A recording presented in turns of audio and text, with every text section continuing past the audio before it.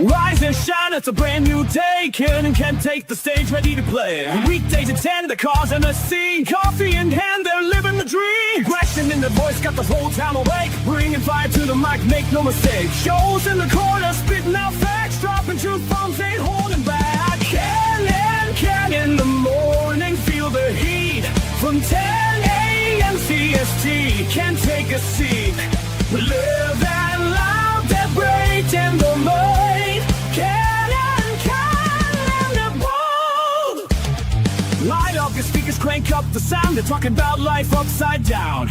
Opinions exploded like a sonic blast. In the studio, they're built to last. With passion and grit, they engage and ignite. Every single week, they're a force can fight. From sports to politics, This is a Huddle Sports Network broadcast. You can find us on Roku TV, Amazon Fire TV, Facebook, and of course YouTube. Get all your NFL news here first.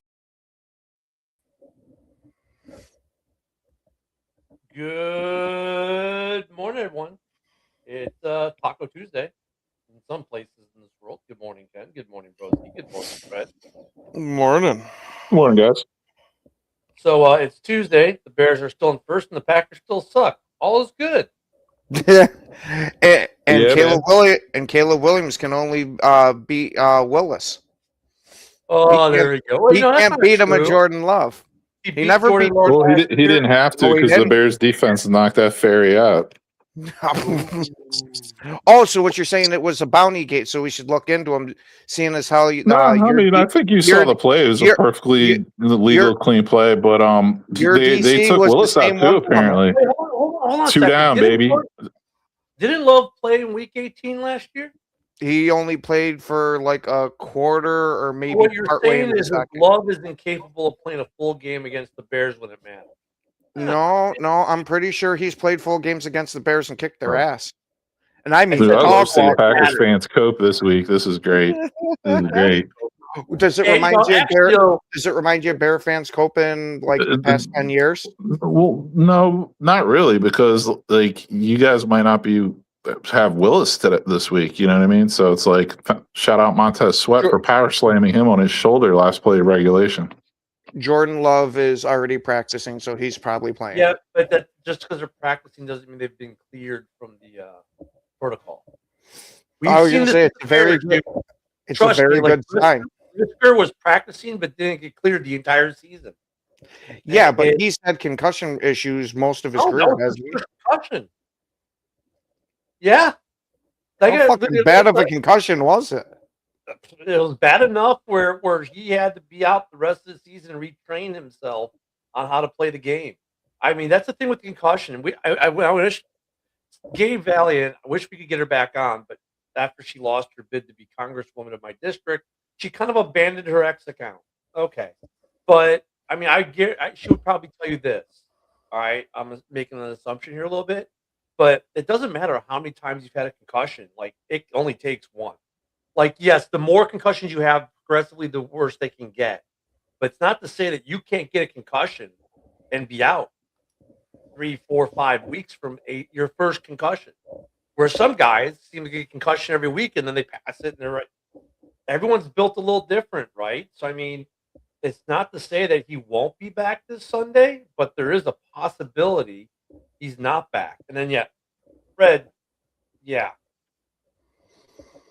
Man, shoot down with an ACL. Man, Kansas City sure having an awful time the past week or so. You lose Patrick Mahomes to an ACL, Minshew to an ACL, and your team's moving to the other state. Wait, what now? You didn't hear? Kansas City is moving out of Kansas City, Missouri, and moving into Kansas. They're building a $4 billion stadium. Oh, on the other side of the okay. Yep. Seems to be a common theme. Mm-hmm. Gary Bears, here we go. I hope it happens, man. I'm looking to see if there's no Jordan Love updates on him as far as like passing concussion protocol, but he's still on the injury list. So, yeah, I tell you what, he could be out, dude. He could be out this week, or he could be back. I mean, it's not uncommon, but I wouldn't bet the farm on him being back this week. I would. You got to kind of wait and see. I mean, it's Monday. What practice did they do yesterday? They normally don't practice on Monday. Ooh, we had an early practice because we play Saturday again. We're going from Saturday to Saturday. That's right. Well, yeah. So Yeah, I mean, it didn't seem like a crazy concussion though. Like it's not like his head really bounced off the turf. It's not like he was like sleeping on the field. So I hate to say this though, too. What is a crazy concussion? I was gonna say, if you've watched more than enough professional fights, you can tell what the difference between a regular concussion and a crazy one is. I mean, no, they are not built all the same. I get what he's saying, but like, well, you never know how long it's going to take anyone for any kind of concussion. I mean, I hear what you're saying. You know what I mean? Yeah. I mean, it's not like it's the difference between getting hit by between a 22 caliber and a 50 caliber. That's an obvious difference. A concussion's internal, man. You can't tell how it reacted. Like, and like Brisker, you can see a lot of signs from it. Let me sum this up the easiest way. With the Brisker concussion last year, no one even knew he had a concussion until they were getting ready to get on an airplane to go to London, and then we all found out he had a concussion. He put that hit on that guy, right, in the Titans game, played the rest of the game perfectly okay, and then 2 days later we found out, oh, by the way, Brisker's got a concussion, and now he's out the rest of the season is what happened. So, I mean, in Brisker's case, we couldn't even tell there was a concussion. You had no idea there was a concussion. So, I mean, all I'm saying with concussion protocol, and I mean, it's funny that dude, we've all gone through this enough.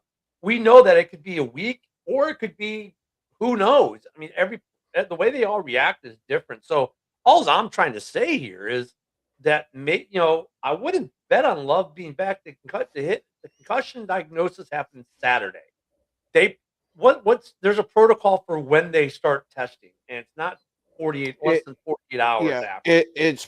It'll probably be Wednesday or Thursday. They go through the test. So let's see if he passes the protocol. But I mean, I wouldn't bet the farm on it. I think, look at, like you said, he hasn't had a lot of history with it.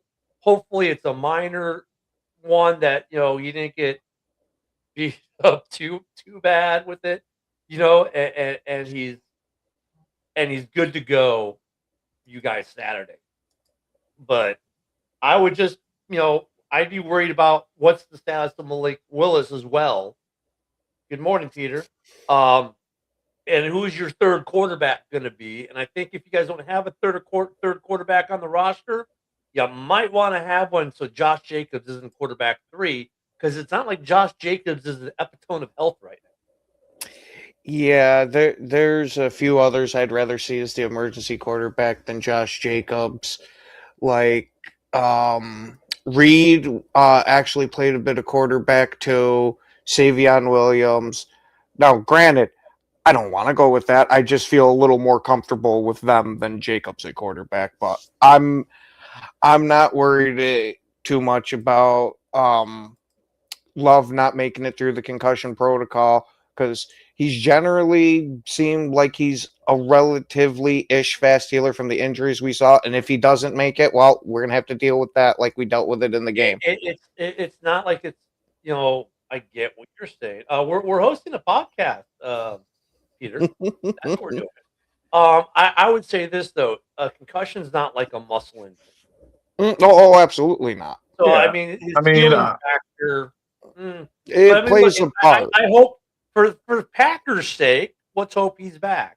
For the Lions' sake, Fred, I get what you're saying in your comment there. And as a Bears fan who has a very negative fan base, the Bears have a very negative fan base in general terms.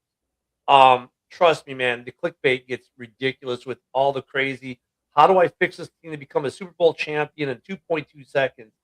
And none of them want to hear the truth.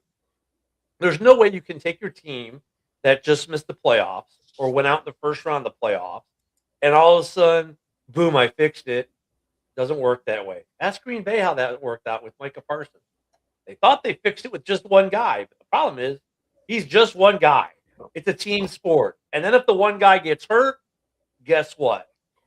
You didn't fix it. So you just get used to it. You're going to see tons of clickbait, just like when we saw when, Hendon Hooker should be the quarterback and not Jared Goff. Whatever. Just this is what you do to about 99.9% of it. I mean, we're already seeing. We saw yesterday's clickbait was Booker suspended for 3 games. No, he's not. No, he's not. Just leave the clickbait alone. Go ahead, Bros. Daniel. You had something. And good morning, Joe. Joseph, Yeah, good morning. no, I was just gonna say, I think it's fair to say on the surface, it really didn't seem like a terrible concussion, but also I think it's also fair to say just because he was in a walkthrough or in a meeting on Monday that he's going to be good to go. So you got to let it play out. That's all. Oh, yeah. I'm not saying it's Yeah. 100%. I'm Yeah. just saying it looks like he's going to be good to go. And actually, you know what though? Here's the other thing too that's weird that we need to take into account. Obviously, the protocol got looked at after that hit with Booker, right? That's not to say he wasn't already concussed before that play. He could have been concussed on any given hit where his head may have hit the ground, which there were a few. It's just that they tend to look after a hit like that. So that's the other thing. We're assuming that hit concussed him. He may have already been concussed or partially concussed, I guess, if you could be. But like where he got his bell rung but didn't really say anything and kept playing. I mean, not like players haven't done that before. That's the thing. We're always making the assumption that the hit we think is the hit that caused concussion is what causes a concussion. No, it could have been something else. It could have been another hit earlier in the game where his head hit the turf. It could have been another hit he took. And they just didn't look at those hits because he seems okay. But they always tend to look at the quarterback specifically after a hit like that is when they say, oh, wait, we want to look at you. And then all of a sudden, they're concussed. And I mean, it could very well have been the hit that concussed them. I'm just saying we also have to keep in mind that these guys take a lot of hits in the games. And I bet there are a lot of guys that play a lot of downs concussed and no one ever notices. Yeah, I was going to say too, like 3 things I was going to take out of the game as far as like positives or pluses for the Packers that I wasn't really expecting. So one is Emmanuel Wilson's a good running back, man. He's a tough runner, man. He's got some talent. He's good. Malik Willis threw the ball much better than I thought he would have. And then the Packers linebackers, they really tackled very well. Mm-hmm. I was not surprised about Malik Willis or their defense because I figured they would adjust to there not being a Micah Parsons. You pretty much said the defense was going to fall off a cliff once Parsons got injured. I said pass rush wouldn't be as good, and it wasn't. You said the defense as a whole. Well, there would be a drop off, and there was a drop off, not significant drop off, but there was a drop off. And also, you got to remember some of it's pre-game banter. But I mean, also though, look at they tackled very well. They stepped up. They did what Detroit said. I said this last week. They could do. I said they could do what Detroit did when they lost Hutch and step up like they did against the Vikings. The Packers defense did it. They tackled probably. That was the best tackling I've seen of a Packer defense in probably a couple years. I was going to say that's how they've been tackling all year long. They've been it is. I've watched a lot of Packer games. Yeah, it is because I've watched a lot of Packer games.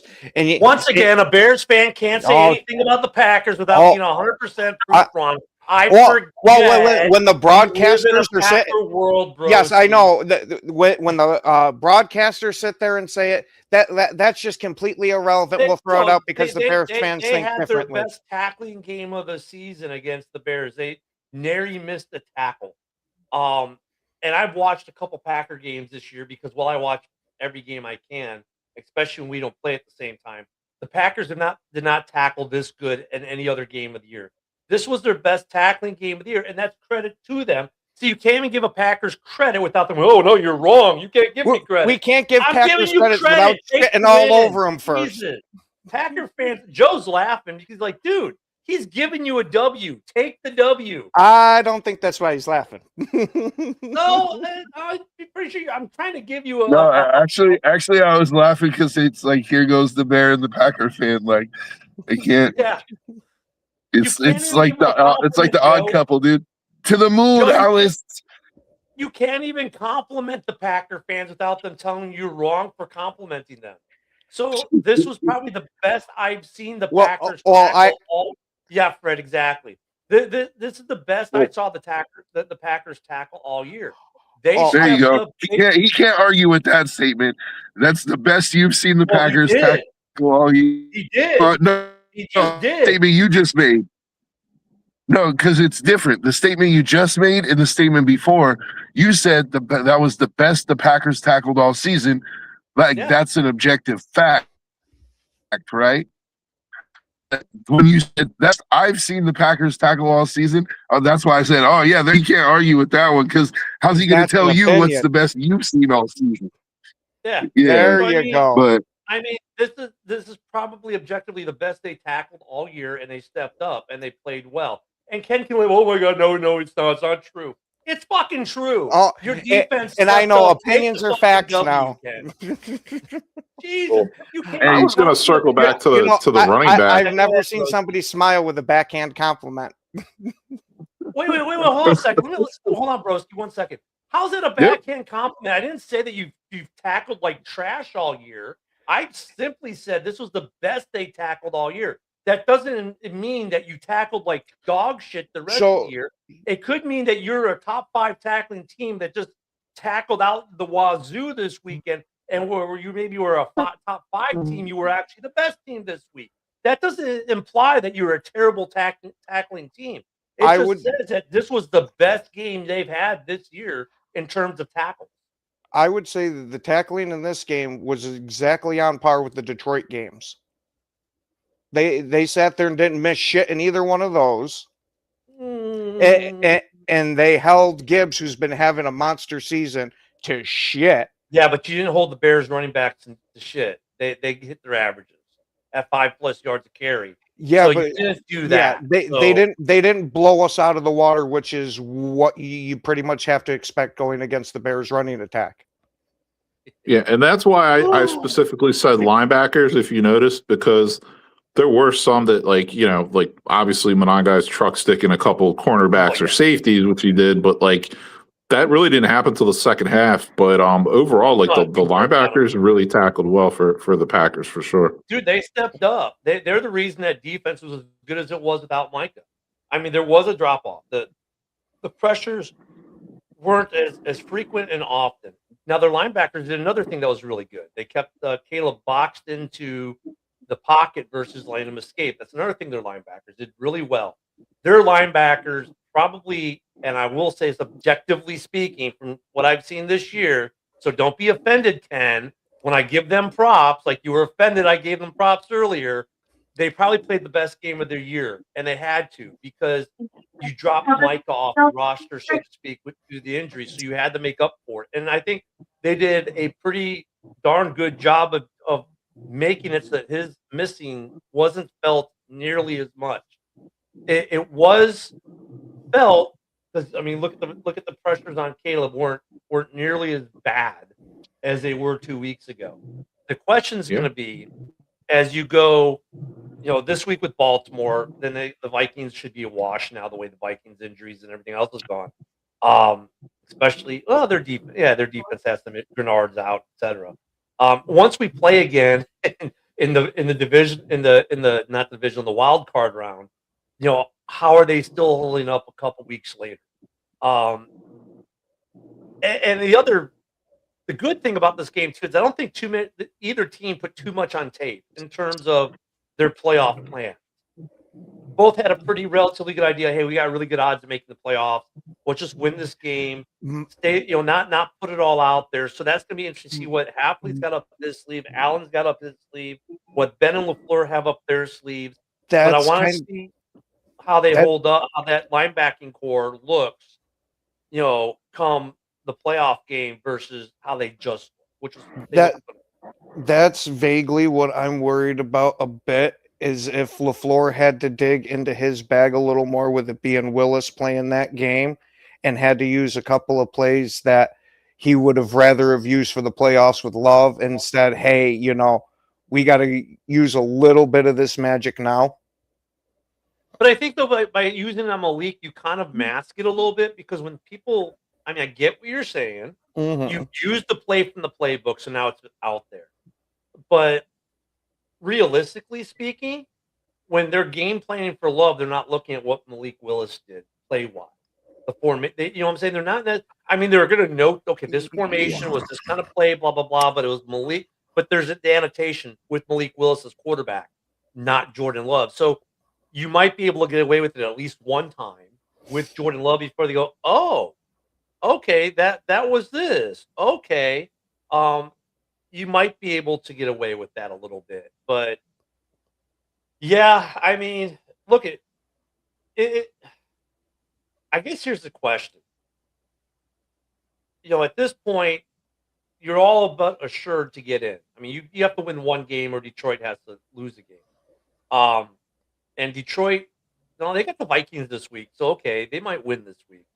And then they get the Bears in Week 18, who may or may not be motivated to play that game. I don't know. I would say they're going to be motivated because looking at Ben Johnson, you really see Ben Johnson as being the type of guy like, we'll take a week off. No, I don't see that. But I mean, he's a good coach. He might. You know what I mean? Like if it's really a matter of, put it this way: if the Seahawks win this week, if they beat the Panthers, yeah. The Bears win this week, right? And beat the 49ers, then literally the Bears have literally zero to play for the last week because they can't. They're locked into the 2 seed. Right. They can't get the 1 seed. They can't fall back to the 3 seed. So yeah, I mean, they'll play, but then we'll just see what camp Ben Johnson's in when it comes to that because we don't know yet, right? Is he in the rest of them or play him camp? We'll find out. No, what's going to happen is he's going to rest your starters, except at the end of the game, him and Dan Campbell are going to meet at the graphic logo at the 50-yard line, and they're going to have the boxing match to settle their dispute. Well, then they better get the stretcher for Gamble. Hey, Gamble's got a little bit of a gut there, man. Ben's a little ripped if you saw from the video. No, yeah, but he's also twice the size of him. That would be funny if they put an octagon up in the yeah. But I mean, I was going to say that'd be like me saying LaFleur could kick Ben Johnson's ass. I don't see that happening. But that would be fun to watch too. But I mean, when it comes to in terms of the Packers, like if you guys can beat the Ravens, or if the Lions somehow, if the Vikings come and play spoiler, and the thing is, you guys are Saturday. When the Lions are on Sunday. So unfortunately for you, right? The Lions are on Sunday this week? No, the Lions are on Christmas. They on Christmas? Yep. Oh, well, that makes they're sense. The night. Yeah, they're the night game for Christmas. Are they night game? Okay. So look, if the Lions lose on Christmas, I think that changes your game plan a little bit come Sunday. I mean, there's still hope to catch the Bears, so to speak. But I mean, honestly, they'll play hard because they would rather be 2 than 7 because you want the home game versus come to Chicago. So that argument may go away, but Week 18 you might not do anything if you're locked into the 7 seed, unless you can catch up to San Fran. But I don't think you can now after that win last time, right? San Fran's pretty much the worst they can do is the 6th seed, I think. Yeah. Hey, can I go ahead and throw this out there? Yeah. Like I can't be the only one who thinks this. So I'll start with the disclaimer. LaFleur is an excellent football coach, so I'm not saying anything about the Packers, but LaFleur looks a little bit low T to me, dude. I wouldn't argue that at all. He looks like the kind of guy that has a Darcy chair in his bedroom somewhere. I'm gonna hope not. I'm just saying. Well, Joe, he's always rocking that fresh fade for every game. You know what I'm saying? A little metro-ish. Oh, yeah. Broski, when did the fade become metro? Give that to you. When did the fade become metro? It became metro when you got it done every week. Yeah, when you have the hard part too, man. Oh, okay. Well, You know what I'm saying? It's just all iced up, man. Like he's all, shiny out there.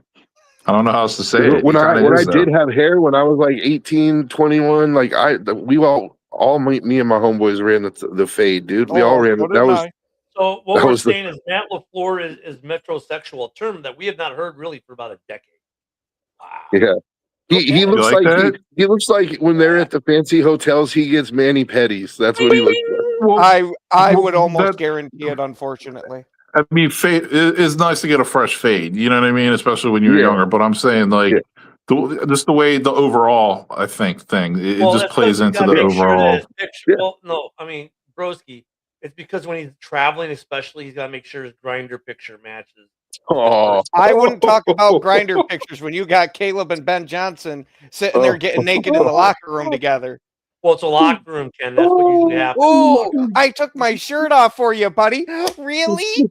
Yeah, Ken. You know what happened to when Ben Johnson took the shirt off, right? Yeah, Caleb Caleb got took out the hot titty dogs oil. at Wiener Circle, so there was a reason for that. Yeah.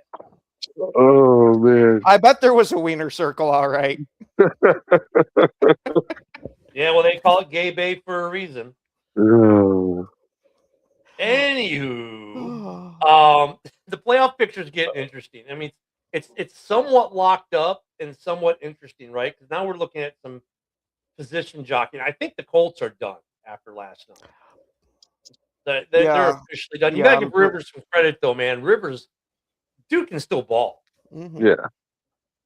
I wonder does Rivers go back into retirement, or does this make him go? You know what? Maybe I could do this for a whole season. Dude, Ken, that's a good point. He might just be like, all right, time to go on a diet and actually get back in shape this offseason. And he might come back and play another year and Flacco out, man. Well, think about it. Daniel Jones is going to be out next year. Like, Or at least half So- the year. yeah, at least half the year. So I think there's an opening if he wants it. I mean, I think he's acquitted himself well.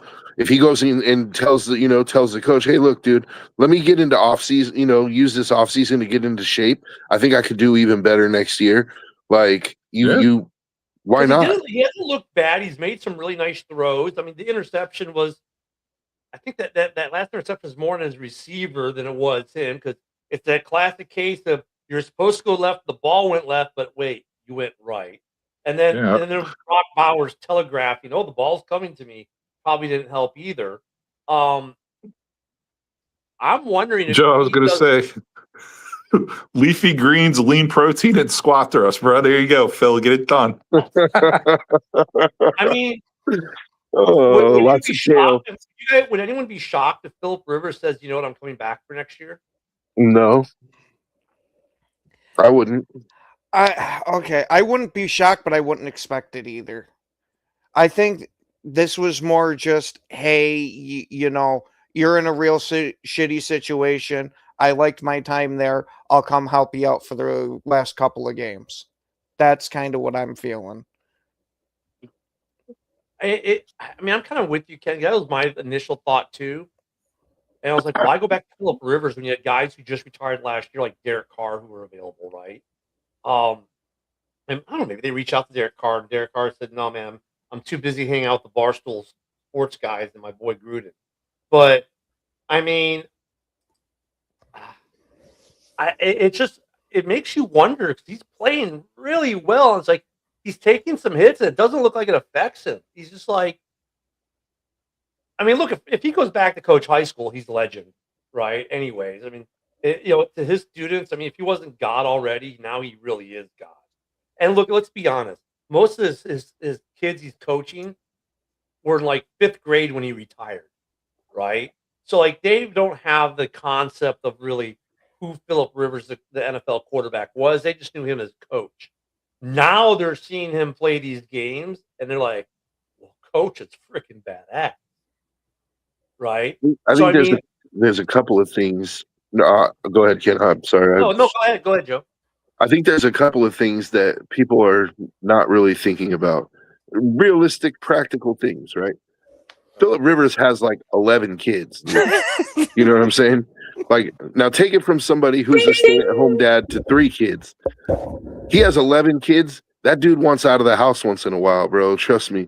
Like I could see him coming back just to say, hey, like, I missed the training camp grind, like, and you don't have 11 kids running around the house driving you nuts, like, bro, I'm telling you, number one, number two, Philip, number two, Philip Rivers never won a Super Bowl, and no matter how satisfied he is with his career, being a Hall of Fame candidate and probably a lock to get in the Hall of Fame, in my opinion, at least numbers wise, he should be a lock. I think he feels like I never got that one thing that every quarterback wants, and I wouldn't be surprised to see him come try to take one more bite at the apple. Especially Well said, Joe. Well said. when you look at what Indianapolis did this year, like they started off the season so hot, and then all of a sudden, it's like I can't even pinpoint it because they started losing before Daniel Jones went down. Right? The streak started before Daniel Jones went down. Yeah, because they started taking some injuries, and then they've kind of fallen. It's interesting. If I'm not mistaken, I think Daniel Jones was playing through an injury, and then he just got hurt even more. Yeah, he was. He was playing through an injury. He was playing through a broken leg. He has played through a broken leg, dude got and then because he was overcompensating with the other leg, he ruptured the Achilles. Let that be a lesson. If you have an injury, take the seat, because he took the injury, didn't take the seat, and it led to an even worse injury.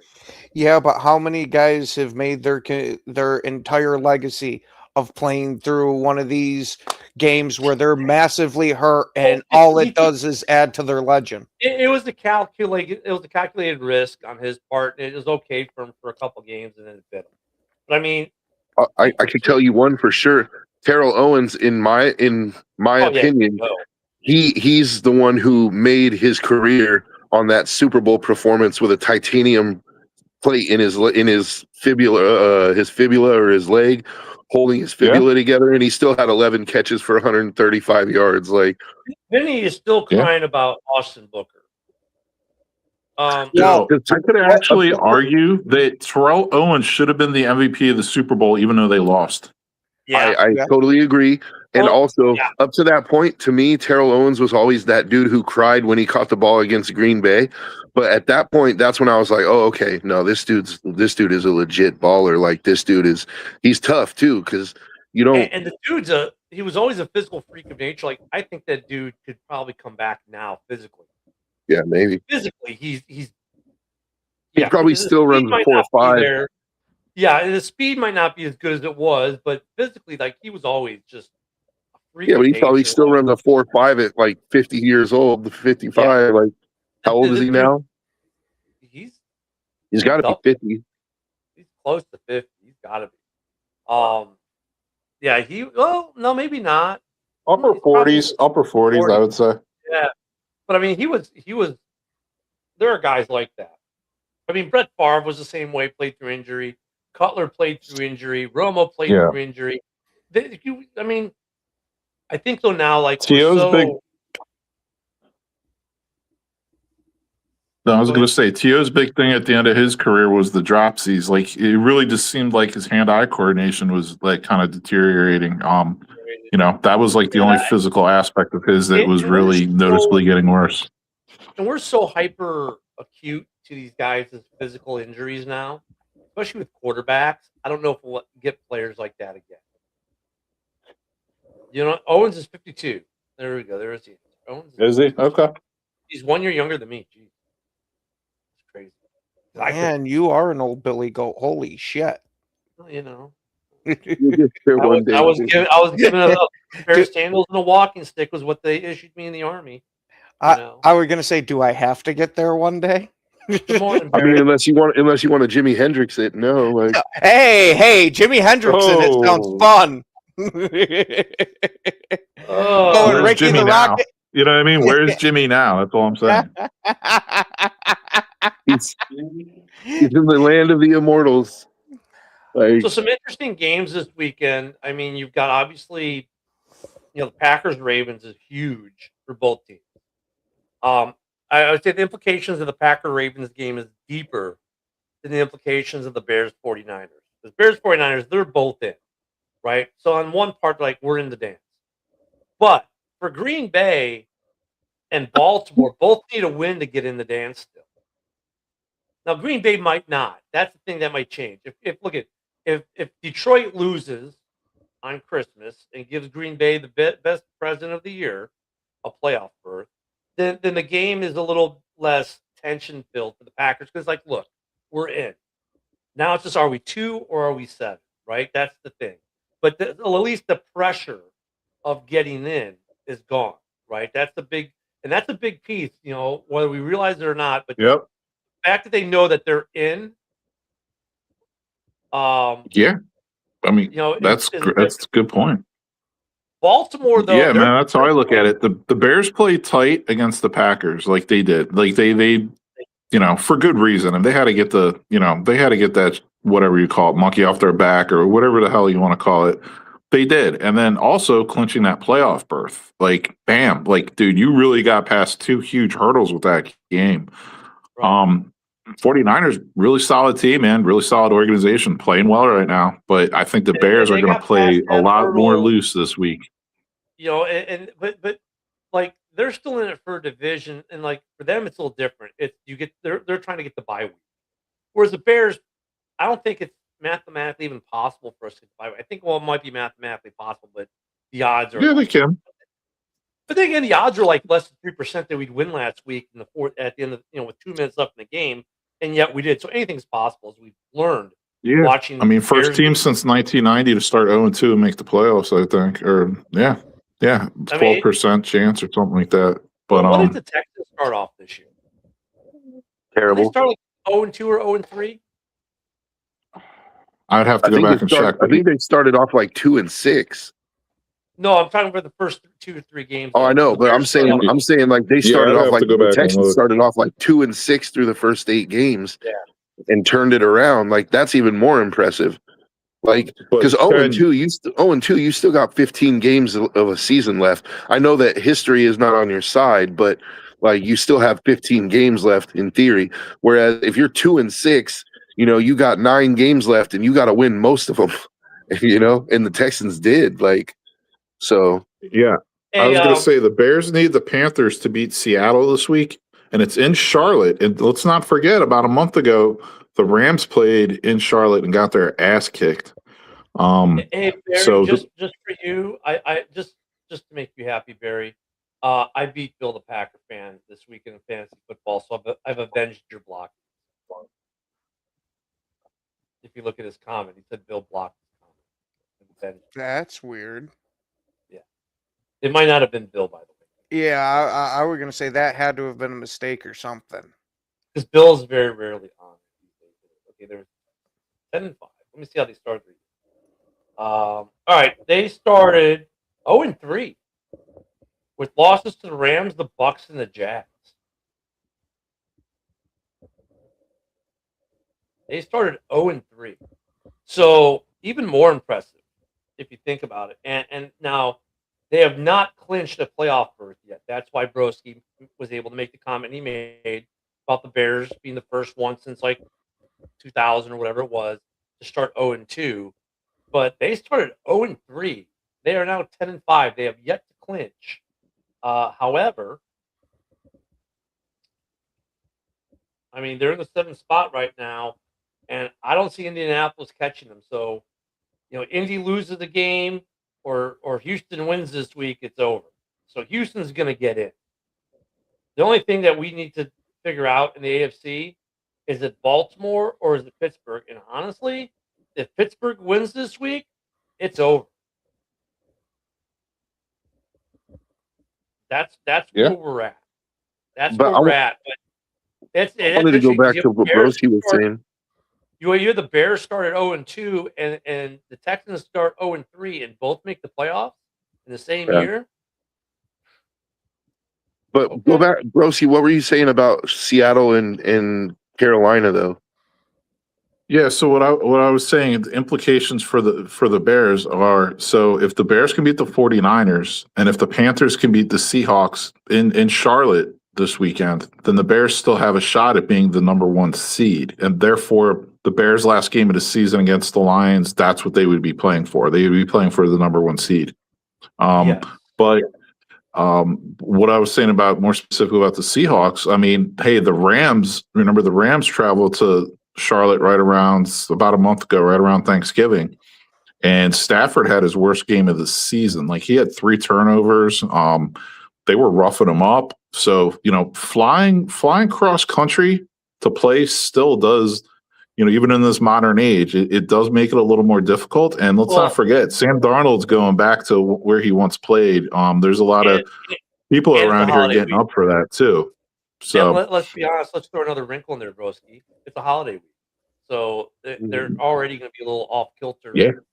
Look, they're not playing Christmas, but they're going to do Christmas with their family in the middle of the week. So yeah, they're still doing practices and meetings, but it's going to be. It's not the normal. It's going to be a little off. You have the Panthers fans' Christmas wish, right? And which sometimes, dude, like look at the Raiders a couple years ago when they went into Kansas City and knocked them off. Like, there's that. So, and Sam Darnold has had a couple of those pumpkin games this year, like where he threw 3 picks, like 4 picks. Like, it's not impossible. Hey, Joe, if you could force Stafford into 3 turnovers, and I think he has 5 INTs on the entire season. 2 INTs and 1 fumble just in that one game. Like you said, Darnold, he's prone to throwing his INTs and having his moments. That's for sure. So yeah, man. Yeah. I mean, and the Panthers have something to play for as well. Yeah. They win the division. So there you go. Yeah. I think that Bears-Niners game is going to be fireworks, dude. Like that game. Panthers have beaten the Packers in Lambeau. They've beaten the Rams this year. They've beaten the Bucs. They've beaten some good teams. I agree. But I think that Bears-Niners game is going to be fireworks because you got 2 teams who their whole thing is they like to run the ball, right? But Kittle last night looked really good, and especially for his age. It's going to be a battle of tight ends too, right? You got Colston Loveland and George Kittle, like. Yeah, it's going to be an interesting game. For sure. Good matchup. Yeah, I wouldn't mind watching that Carolina-Seattle game either. Yeah, CMC's playing out of his mind. I don't know how he's doing it still. Honestly, guys. According to Grok, so like we have the tie break on the Rams, and if we beat San Francisco, obviously we'd have the tie break on San Francisco. So I said, ask Grok. If the Bears and Seahawks have the same record at the end of the season, who has the tie break? Obviously, there's no head-to-head. Win-loss tie or one-loss tied. Well, the percentage would be exactly the same. Obviously. Then it goes to strength of victory, combined record of beaten opponents, and then strength of schedule, and then combined rankings. Blah blah blah blah. Grok is positing that the Bears actually have the tiebreaker with a better conference record, but right now they're both 7-3. So, and all our games are conference games. All their games are conference games, correct? Yeah. Yes. So that's what I mean. But they're 3-2 in the division. We're 2-3, but I don't think they look at the division. They're 6-1 on the road. We're 5-3. They're 6-2 at home. We're 6-1. The point differential, they're plus 164. We're plus 33. So I would think they would have us on that, but they don't do the point differential thing. So it's interesting who would own the tie break between Chicago and Seattle. According to Grok, it's the Bears, but I don't know how much I trust that when it says conference, and they're like, well, they'd have the same conference.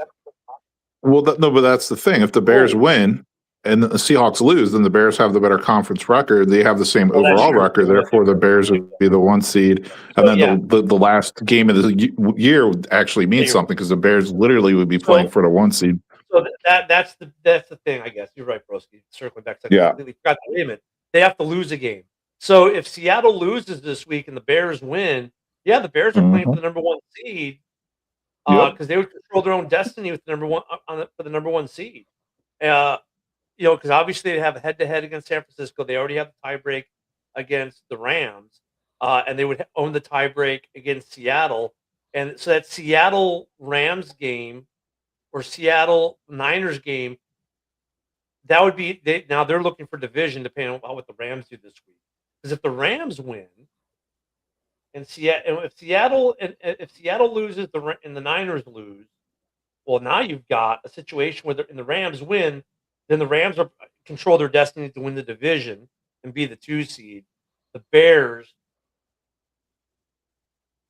right? No, well then Seattle would still be playing. Wow, okay, it gets more complicated. So okay, going down the Broski track, Seattle loses to the Panthers, which the Panthers at that point pretty much almost lock up the division. If Seattle loses and the Bears win, that means the Niners lose. And let's say the Rams win. That means the Week 18 games would mean this: the Bears win and get the 1 seed. That would be the easy part. The harder part comes down between Seattle, San Francisco, and the Rams. Now, Seattle and the Rams play each other. The Rams are playing whoever. So there would still be 2 teams at that point tied with 13 wins. If the Rams were to win Week 18 in Seattle. So they're really playing for that number 2 seed in division champion. That's crazy. That's a 3-team race. It could be a 3-team race on Week 18 for division champion. Yeah, and like we said earlier in the show, if the Bears are locked into that 2 seed, I think Ben Johnson rests starters the last game. If they're playing for the 1 seed, I think balls are out, man. It's teabag city, bro. They're trying to, you know what I mean? Ben Johnson's coming Fred, out with he's not resting any starters. They're going for it, man. I know, Fred, that's a good question because I was going to ask that question too. Like, of the Bears fans, do you guys really want the 1 seed? So yeah, I was about to get into that, and I was going to say, like, as fans fans always say, well, you know, there's a split camp, right? And I don't know if it's 50-50, but there's obviously people out there who say I'd rather be playing and not take the seed because it loses momentum, right? By taking that bye week, you lose momentum. And look, we've seen enough times in history. Look at last year. The Lions were the 1 seed. They get the week off. They come back at that home game against Washington. They look flat. They're not as hot as they were at the end of the year, whereas Washington's still riding high, and they lose to Washington at home. But then we look at other cases with the 1 seed goes on to win the Super Bowl with taking the bye week, and it doesn't affect them at all. It just depends on how selective your memory is. You know what? Let me let's grok this. I want to see what the winning percentages are for teams that take the what are. Yeah. And Joe, for me, I totally get to keep the momentum going, but and I'm going to relate this to something else for the Bears specifically, though. Like how the Bears had that early bye week this year, I really felt going into the season, it was great that they did because, you know, young quarterback, you know, first year head coach, new offense, all that good stuff. It really helped them like reset, catch up, and get lined up for the rest of the year. I kind of think the same way. If they can get the 1 seed, I think this will be like very beneficial to them for the same kind of reasoning, if that makes any sense. Yeah, I would just offer a little pushback in the sense that when you guys got that early bye, you were like barely at 500, or you were like right, you were like you had started 0-2, and then what week did you get the bye? It was like week 5 or 6. So but there's different circumstances there. Like that bye helped you guys to like lock it in. But now, if you get the number 1 seed, you'd be coming off 4 straight wins and going into a bye. So for me, and again, like I understand your reasoning, and Ken's right. Just as many teams that have been 1 seeds, if not more, went on to win the game. But to me, that loss of momentum thing is a real thing. I've seen it happen enough times, and I wouldn't want that to happen to the Bears. When you've been playing so well. What the Packers like to do, living That's in a the legit past. point, Joe. Hold on. So I'm going to be a Packer fan and live in the past, in the history. According to Grok, the vast majority of bye teams have a winning percentages after taking the bye. The lowest win, and then they break it down like whether you're 11-5 or 12. So 12-5. If you're 12-5 in a 17-game format, the winning percentage of the bye teams 70%. 70% win if they were in the bye. But if you're like the lowest winning percentage for a bye team is 68% if you were 11-5, and that's in the old format. Um, it's interesting. So basically, you on average, bye teams have a regular season winning percentage. Okay, let me re-ask the question. You continue on. I'm going to re-ask the question. But if that's correct, Broski, that means that's not zero. That's 1 out of 3. You know, like I I don't like those odds. You know, like it's not a sure enough thing for me. But I again, mean, I'm you know I kind of missed I'm a cautious what kind Ken of just guy said. in some ways, and so for me, I would rather see the Bears keep playing because you're hot right now, and but I think it could also well, it wouldn't depend because the Bears have to win out and get some help in order to get the number 1 seed, right? Correct. Oh, And I didn't catch those odds. Sorry, I got sidetracked here on my end. yeah, I'm using What Rock did? Inzer. 68. He said that it's 68%. It's 70% for a 12-5 team. In a 17 game schedule, it's 70% of the bye teams win, but that's Here's a still question. one out I of asked. three. I said, what are the winning percentages in the divisional round for teams that have the first round bye in the NFL? Okay. The answer is this: teams with the first round bye in the NFL playoffs, currently the number 1 seed in each conference, blah blah blah, have historically performed strongly in the divisional round. Historical data shows these teams win their divisional round game approximately 74 to 75% There of you the time. go. From Yeah. 1990 to 2011, under that format, it was 74%. As a 2024 analysis of number 1 seeds with buys since 1978 reported 70 out of 94 wins, equating to a 74.5% win rate. More recent data, 1990 and onward, including both buy formats, confirms buy teams 91-31 straight up about 74.6%. So, I mean, Yeah. the data is clear. You want the buy. I'll take the one All this seed in other the stuff bye. is fan arguments. So someone could make themselves feel smart, like, well, we should have taken goodbye and rested our players and got our people healthy. No, the statistical data shows you win 75% of the games.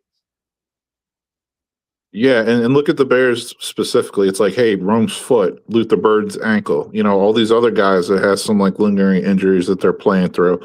Um, and it's just a time to reset, recharge. And I think, honestly, I think for this particular team, that would be highly beneficial to catch another break like that. And who knows, Ken?